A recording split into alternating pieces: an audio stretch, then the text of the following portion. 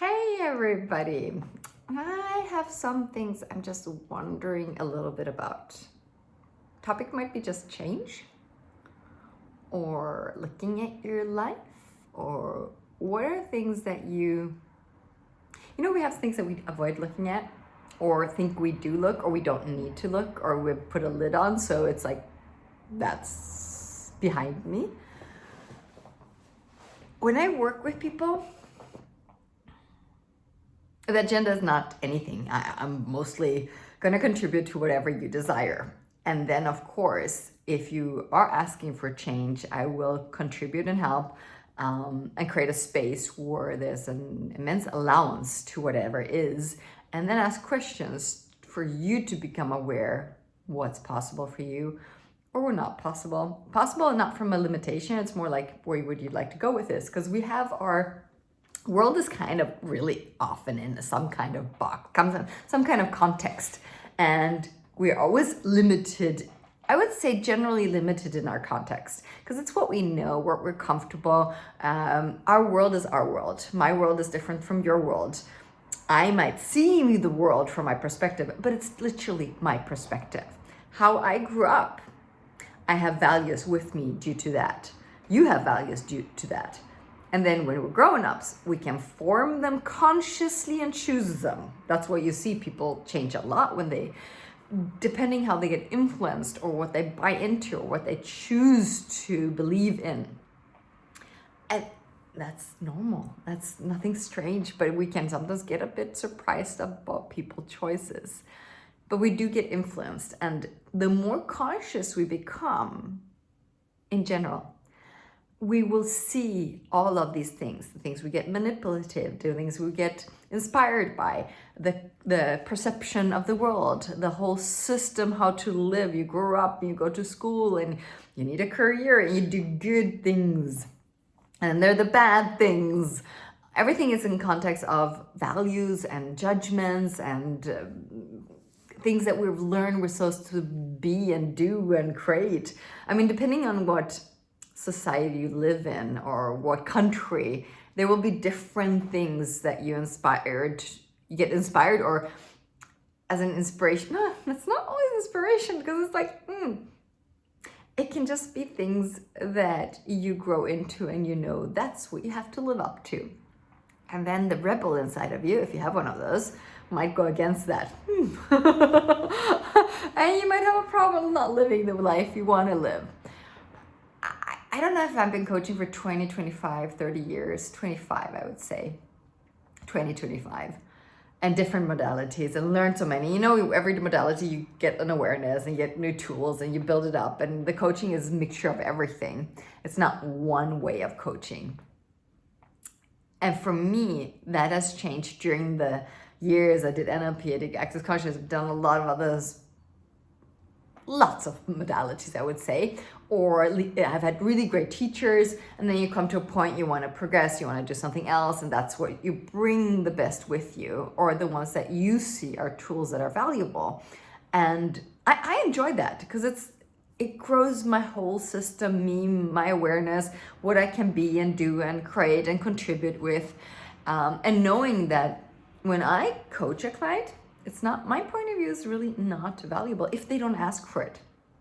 I have clients that do ask for it, and I become much more consultant and guiding in different situations. And I come in different situations. I have really been coaching a lot of people, if it's business or legal stuff or relationship or kids, or I've worked a lot with animals too, and training people, because you hardly have to train the animals. Well, you have to show them new things. But there's so many areas in my life that I've been involved in, worked with, all the kids, all the, with Asperger, ADHD and all that. Oh my God, I learned so much from that. But then so I've been in a world where change is a constant thing, where people are really desiring and asking for change because they're no longer okay with what is. They no longer are okay in their lives or at home and just passing the time, or just like, okay, it will get better tomorrow. Maybe. If you're not choosing it, the change, it usually doesn't happen. once in a while, maybe. You might also like consciously wanting that. But when you actually choose change, you'll see things speed up so quickly. And change and working with yourself, change, personal development, all of that, doesn't have to be hard work, but you have to be willing to look what's required. And you might not know. When I say, hey, what's required for you? That's usually the question mark in your universe, because if you already knew it, you would have maybe already chosen it or changed it. That's for sure. And then I also often see, in general, there's not one thing required. Often it's different things required. And it can all be everything that you do. Coaching is really good. You might need some other different therapy. You might also need some things for your nervous system and for your body. Like there's often a mixture. It's like a fruits of ingredients and components that will create what you're asking for. It's the same with the health things that when I help or contribute in that area for people. It's never given there's one way. And when I hear clients saying something like they've tried everything that is reasonably in their area. But there's hundreds of other possibilities. And then we sometimes give up, and then we ask for a pill from the doctor and they give it. And when that's your way, fine. It's nothing wrong with it. It's your choice.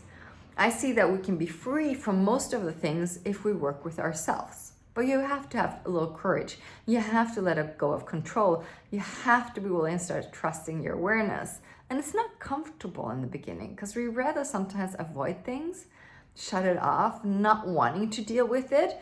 And sometimes taking medicine or pill makes things much easier. But you can't run away from it. It's always going to be there. It doesn't disappear. That's the thing when you start working with yourself. Nothing disappears. You might put a lid on, but that lid, it's gonna be cooking at some time, and then and when you see in relationship, one person going in one relationship after the other, I'm jumping in the next one, and you're like, well, that's gonna be on a repeat, autopilot of the next thing. You don't have time to heal your past. And you don't have time to get the awareness. What did you contribute here? What did you learn from it? What are this both parts of it, instead of like being angry and mean and how do you say vendetta? God, a word I can't even use. It's not in my world. And often that backfires when you want to do things against somebody consciously. Freeing yourself from whatever you have experienced means also you will not get triggered by it, and you will most likely not be attracted by whatever is there to attract the same situation again. That is such a beauty, why I see it so helpful when we work with ourselves, when we really dig a little deeper. And everybody requires this. There's not a person that does not require a therapist or a coach at some point, or often, or at least once a year. Because if you want to move forward, you do need that person just giving you an energy for you to look inside, because that is such a presence. When you have somebody that doesn't judge you and gives you a space to be, your whole world has space to just open up whatever is going on. And it starts also, number one, directly starts releasing things, and whatever you're trying to like hide or push has space to be, has space to breathe. It does not mean it takes over, or you need to live that again, or you have to have a dramatic experience. Not at all. You can just start freeing yourselves. That's one thing I'm like, there's so much freedom in choosing to change things, and choosing to heal, and choosing to get to know yourself better. Also learn from it. One of the best things is to take a relationship. When you let go of a growing relationship, it might be a relationship. You don't want to go there, but there's so much to receive from that. So you might have first a time of upset, and then a time of like, whatever. There's like these steps. And they're a bit different. The reactions of the steps are different. There's certain steps that everybody goes through. But when you come to the point where you're willing to look at it and not be upset anymore, that's amazing. Sometimes you really need help to get there. And there's this thing about being righteous. you're right and they're wrong. I see that with so many people. It's incredible. And also so many people that want their relationship back, although it was the most unhealthy thing that happened in their life. And this is the interesting thing, because if you're unhealthy with your relationship yourself, you will choose that again. It is like an attraction to that toxic energy that you have not dealt with or changed in your life. Just because you let it go doesn't mean you will not choose it again. Just the package will be very different. That doesn't help. So working with yourself, and this is like, I could say everybody needs therapists, coaches, whatever you can, I was gonna say find, but choose that works for you and a person that you feel confident with, you feel like you can really be yourself and open up. And sometimes you need to look at a couple and really work through some, because they're a good one, and sometimes you don't even know how good they are or not. All of that is part of our life. Nothing wrong. It's just part of being us, being on this planet, living here, working through things. I've worked a lot of things with trauma with people. I have had so many seminars where people come with really tough things and they're willing to release it. I've been very surprised when I work with horses, when I have seminars with horses, or I call them retreats, or I call them whatever they want to be. And I allow a horse to contribute to that space, and then I guide them through things, like guide them through letting go of control, trust them, the universe, people. A lot of people, after a while of experiencing a lot of trauma, there's a distrust in them towards everything. Like towards the people, towards being lucky, towards themselves, like distrusting that the world would be nice to them. Have you ever noticed that you can be skeptical to everything, or like almost like a negative, and your comments, listen to your comments, that's where basically you will hear your points of views. And animals can have this amazing gift, and especially if you're not needing to be in control in that situation. So you go into an exercise with a horse, for example, I could lead you through that. And I have some exercises I do to build up trust, but also to let go of the control. And control is often the surviving control. And a lot of people have control issues, extremely a lot of control issues. And that's one thing I want to work a lot more with people, is releasing that, letting that being healed in you so you can move forward in a much, much, much more healthier way. And start choosing what you desire in life. There's nothing that's impossible. You might get aware of what you're asking for, and it might not be the thing that you really wanted, but you get to choose. You get to look at this. You get to decide, because if you decide you want this, or you want to live traveling the world, and when you do it, when you get to the point you can't do it, and you choose it, and you experience it, you might after a while say, oh no, I did that in Spain. I had a dog, a car, and was driving around from one place to another. And at some point I thought, no, I like having a home and traveling. So that's something I know for myself. I like having one home. I don't care about the cost. I have a lot of colleagues, no, but then you can let go of all the costs and blah, blah, blah. And I'm like, the cost is not my problem. I'm not trying to let go of costs. I'm building my business and my life from having more income. So my costs aren't the problem. I look at my costs. I also take away costs, but it's not, oh, that's how I'm going to make more money because I have less costs. Definitely being aware of it, but I also look at what energy is the most nurturing for me, because when I choose that, my income does change. And I do like receiving money, that's for sure, but I don't work for money. So I've let go of several, both modalities, organizations, because they don't inspire me. But I'm going to get that to in a different video. But I'm still into this energy of change, where I can see change being so nurtured by the surrounding, by nature, by animals, by people. But when we have our walls up due to experiences, due to conclusions, due to just what you decided is right or wrong, it's tougher for the change to occur. It's tougher for you to choose change, because you're in absolutely, you guard yourself. You're in a safety situation. You're in blockage and you just want to be safe. So with people that have, well, I often in some part of coaching, if I can, if you're not going to one of my seminars, I see if we can have a session with a horse. just to build up a different energy and also a totally different trust to creation. And I work with creation with energy. So I work with, for me, totally normal to work with the universe energetically. I say the universe, you can say whatever word you want. But for me, it's a co-creator. It's a business partner. It's not something real for you, of course. But for me, there is a total contribution. When I work with my jewelry, I talk to my jewelry. Everything's alive. Everything has molecules. But I don't care if somebody else believes it because it works for me. So things that work for me are mine. I own them. They are in me. It's mine. There's an integrity with them. I don't need to prove it. I don't need to share this like this with the world. And I don't need to convince anybody. That's me. This works for me.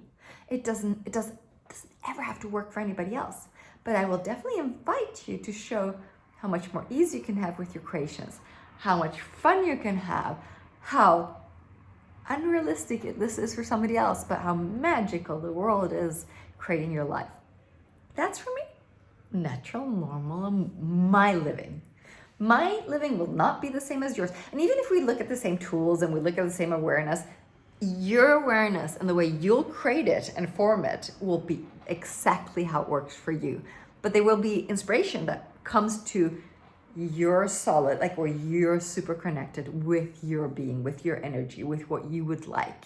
What you like is not like these are 10 things I will create in my life. No, they're so full of different things. So you'll have aspects. For me, it's often the direction I'm going, not the end result, because the end result will change along the way. When I go to, when I go for a couple of steps and you're like, does this taste the way I would like to? Ooh, this is even better. Or, no, not really. I think I'm going to go ahead and twist in different directions. So the directions will change along the way when you choose things. And sometimes you'll have a very clear vision and a very clear result you want to achieve. It's intentionally being manifested. No, I'm just joking. And that's okay. That's where, when I work with creation and creating your life with people, I'm not trying to make them me. I will try to, through questions, awareness, and all that, build you up to be the best version of yourself, because that's fun. And when I work with animals, like let's say we are in a seminar with horses that I love doing because they demand you to be the leader of your life. When you're not, they're not aggressive or gonna poke you in a hard way. They will definitely just be clear. Why are you not choosing that? And it's kind of hilarious how they do it. And I also give them the space to be it. So horses that never done it before, I will see which ones would like to be part of that. That's why I often need more horses than I really need, because I ask the horses if they want to be included in an exercise. And when I get a no from them, they're not part of it. I'm never going to push a horse to create with me in a seminar that at that moment, like, yeah, I don't want that. Because horses do have a choice and they also choose. Can I make them? Yes. You can just,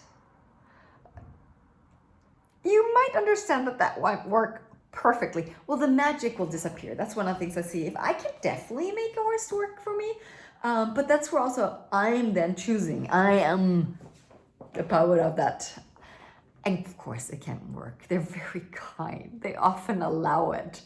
But if I allow them to have choice when they choose, oh boy, magic shows up. Changes occur that I've never seen. Traumas being released an hour that maybe I've worked for 5 years with them. Physically, things get rearranged where I'm like, is that even possible? I've seen so many things I would have seen say that's not possible, or that's not what they're going to do, or they can't do that. And I was like, I remember my first seminar with horses in Austria.